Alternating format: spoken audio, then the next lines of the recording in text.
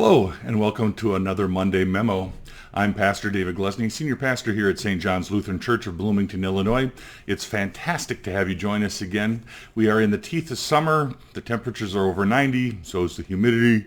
But it is good that you're joining us. It is great to be here. Had a couple weeks off, spent some time with our youth at camp, and then took some time with my family at a family reunion, so it's been refreshing. I hope your summer is going well for you as well. Lots of wonderful new challenges that we're looking forward to coming towards fall, but lots of other good things going on right now. A couple things we want to make sure that you know about. One is on July 13th and 14th, that weekend, we'll have a rolling vote of the congregation to call Pastor Ann Christensen as our associate pastor for Caring Ministry, so we'd love to have you join us for that. On the 14th, we'll also be installing our congregational council members, and that's always a good event, and we give thanks for the leadership of this congregation. Let's see here, what else we got coming up here? Lots of wonderful stuff. Oh yes, that's on there. Boom, boom, boom. Oh yeah, Finance Committee. We paid off a mortgage. That's a fantastic thing. Also coming up, we would also like to have you, if you haven't done it yet, there is a feasibility study survey that's on our webpage. We invite you to check that out and fill that out to give us some input about the recommendations from the Building Committee for Vision 2020. We encourage you to do that as well.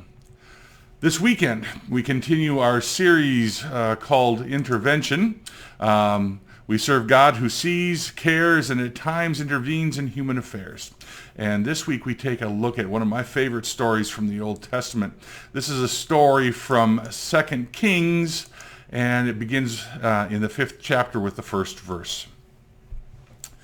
Naaman, commander of the army of the king of Aram, was a great man and in high favor with his master, because by him the Lord had given victory to Aram.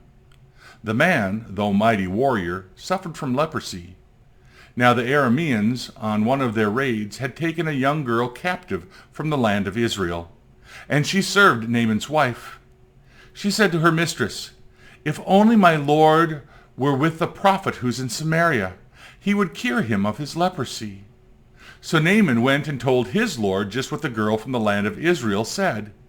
And the king of Aram said, "Go then, and I will send along a letter to the king of Israel."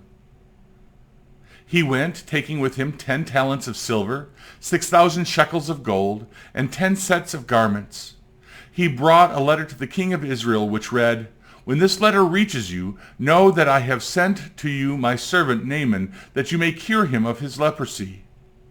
When the king of Israel read the letter, he tore his clothes and said, "Am I God to give death or life, that this man sends word to me to cure a man of leprosy? Just look at and see how he's trying to pick a quarrel with me."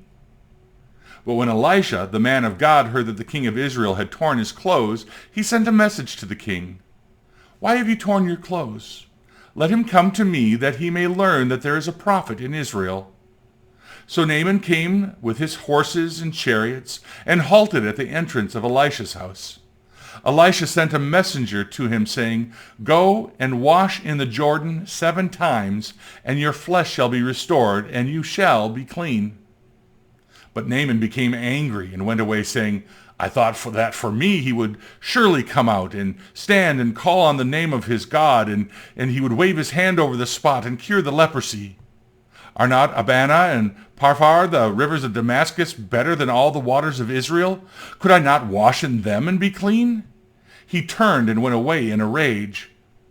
But his servants approached him and said to him, "Father, if the prophet had commanded you to do something difficult, would you not have done it? How much more when all he said to you was, 'Wash and be clean'?" So he went down and immersed himself 7 times in the Jordan, according to the word of the man of God, and his flesh was restored like the flesh of a young boy, and he was clean.